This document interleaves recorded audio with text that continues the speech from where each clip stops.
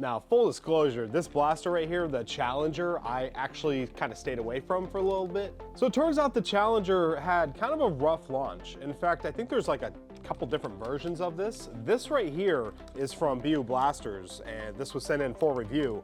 But this Challenger seems to have all its bugs worked out. Now, some of you who were unfortunate enough to get the early models of the Challenger, it struggled from a whole host of issues. Before we go into these issues, let me talk about what this is real quick. This is a basically an automatic, it has a plunger tube system in here. It automatically primes it back and then will cycle it and fire. So this is like the best of all worlds when it comes to Nerf, because what you have is high precision accuracy of a Springer combined with the full auto and select fire and all that kind of stuff of like a flywheel blaster. There's no flywheels in here. This is an AEG essentially, if you're familiar with the Airsoft AEG. Here in the Nerf hobby, we like to call these AEBs because, blasters. So I want to thank BU Blasters for sending this in. I was hesitant, but fortunately my friend over at Xbox Games, Joe, he brought his over and I tried it out and he's like, oh no, it's really good.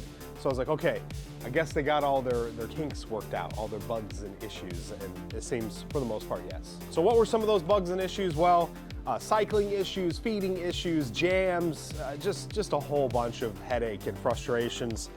So I could tell you I haven't really dealt with any of that with this particular model right here. There's no indication on it of it being like a version 3, version 4 or whatever. So I mean, if you know of how to identify this Challenger versus the older versions of Challengers, leave a comment down in the comment section.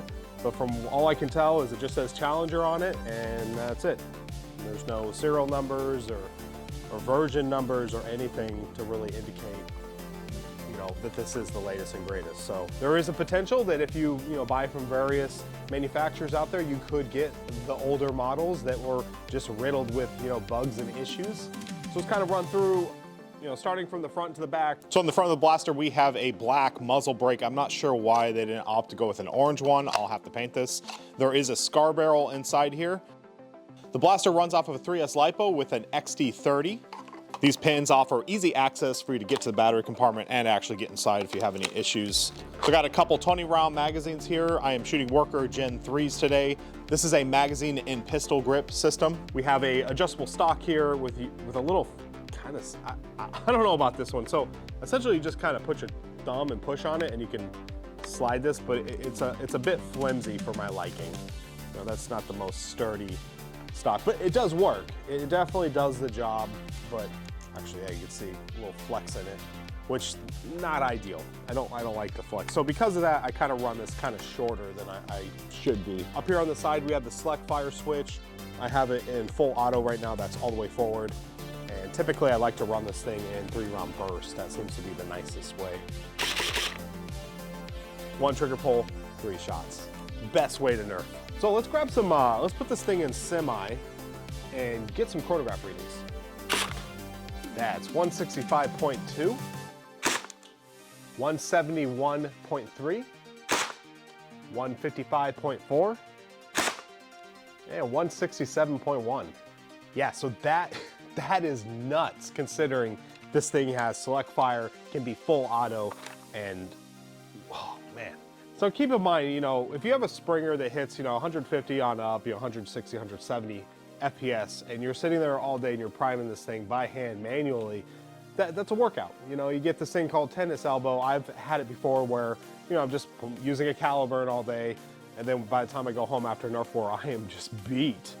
Now, that's the whole thing though, is the manual prime of getting that, power. But this, you don't deal with any of that. It's all in the battery. This thing is basically doing all the work for you. And let me tell you, this thing delivers serious power with serious accuracy. And to prove it, I'm gonna take a shot at a cup that's 50 feet away. Now, anyone who's played with Nerf and even high-powered Nerf with short darts and everything can tell you that hitting a cup at 50 feet can be a challenge. So let's check it out. All right, we are 50 feet from the front of the room. Let's see if I can get kind of a good shot. We're gonna be shooting this cup right here. We'll go right there.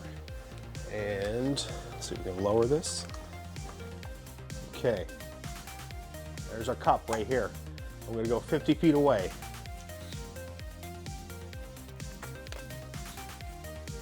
Here goes. I can barely see the cup. All right, here goes. 2 shots. First shot was just see where the dart's going, and the second shot was alignment. And that was like effortless. I could tell you with a modified flywheeler, like a Strife or something, no way, no way. You're gonna dump a mag at it and maybe hit it. So my only real gripe with this is this select fire switch. It's a little sticky sometimes. I gotta kinda, there it goes. We're gonna cycle through a couple magazines just to show you its operation.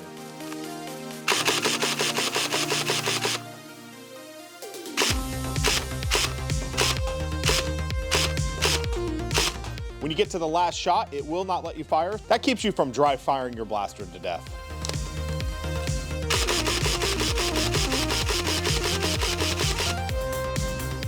Perfect.